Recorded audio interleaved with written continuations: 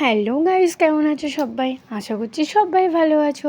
তৃষান mummy daily blog চ্যানেলে সবাইকে স্বাগত জানিয়ে আজকে একটা নতুন ব্লগ শুরু করলাম। দেখো, দেখতে দেখতে তৃষানবাবু কতটা বড় হয়ে গেছে। ও এখন স্কুলে যাচ্ছে। তার জন্য আমি সকালবেলা উঠে স্নান করে পুজো দিয়ে একটু রান্নাবান্না বসিয়েছি, কারণ তৃষানবাবু খেয়ে যাবে স্কুলে। তার জন্য দেখো, ওকে স্নান করিয়ে দিয়েছি। স্নান করিয়ে ওকে আমি এখন রেডি করিয়ে দিচ্ছি। আর এদিকে আমার রান্না চলছে আর কি। তারপর রান্নাটা বসিয়ে এসে ওকে আমি রেডি করিয়ে দিচ্ছি, না হলে বাবুর আবার দেরি হয়ে যাবে স্কুলে। 10:30টায় বেরিয়ে যাবে, ওর পাপার সঙ্গে যাবে। আজকে আমি যাব না। তো রোজ রোজ না আমার যেতে ভালো লাগে না। তৃষানবাবুর পাপার সঙ্গে যদি আমি পাঠিয়ে দিই, তাহলে আমার একটু এদিকে কাজটা এগিয়ে যায়। আর আমি আনতে চলে গেলে ধরো 12:30টায় বেরোবো, তার মধ্যে আমার রান্না বান্না যা যা কাজ থাকে সব হয়ে যায়। তো দেখো, আমি বলছি বাবান, তুমি এবার সব হয়ে গেছে, এবার একটু লাইক করে দাও। তাই ও লাইক করে দিচ্ছে। দেখো, তারপর তো তৃষানবাবু স্কুলে গেল, তারপরে আসলো, এসে খাওয়া দাওয়া করে এটা ওটা করে আর আমার ভিডিও করা হয়নি। তারপর দেখো, সন্ধ্যাবেলা আমি একটু চাউমিন করব, কারণ বাড়িতে আমাদের একটু আজকে অতিথি আসবে। একটা দেওর আর হচ্ছে দেওরের বউ আর কি, মানে দেওরের বউ, দেবরজি আর আমাদের সোনা পাপা আসবে। তো তার জন্য আমি একটু চাউমিন করে নিলাম। তো ইন্ডাকশানে বসিয়েছিলাম ঠিকই, কিন্তু ঠিক আমার ভালো লাগলো না। তারপর আবার গ্যাসে করে নিলাম আমি।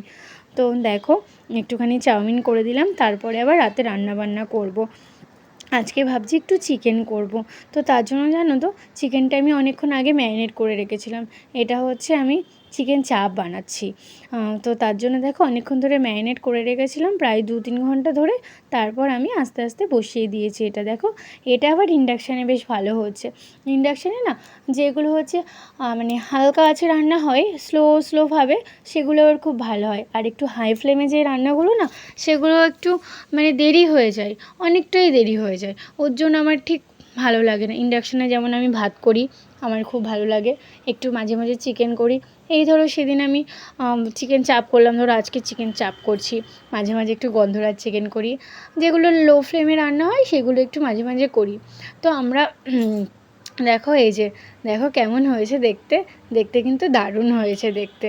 আর এদিকে আমি দেখো ভাত বসিয়ে দিয়েছি, কারণ ওরা ভাত খেতে পছন্দ করে।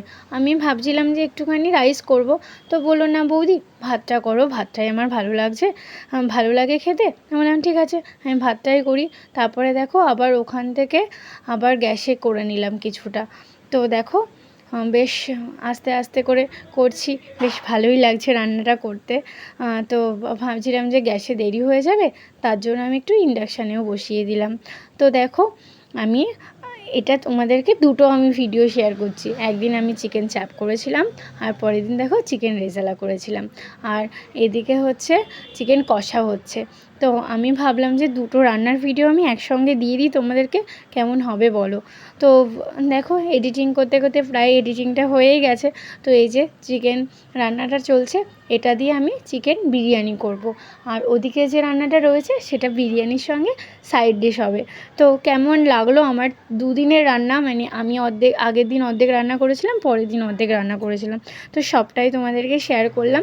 আর আমার না বাড়িতে লোকজন আসলে বেশ গুছিয়ে রান্না বান্না করতে বেশ ভালো লাগে। আমার খুব ভালো লাগে তাদেরকে গুছিয়ে খাবার দাবার পরিবেশন করতে। তো কিছুদিন আগে বাড়িতে আমার অনেকজন এসেছিলো। আমি অনেক অনেক বাটি করে তাদেরকে খাবার দিয়েছিলাম। তারা বলছিল, এত বাটি কেন বার করেছিস আর কি।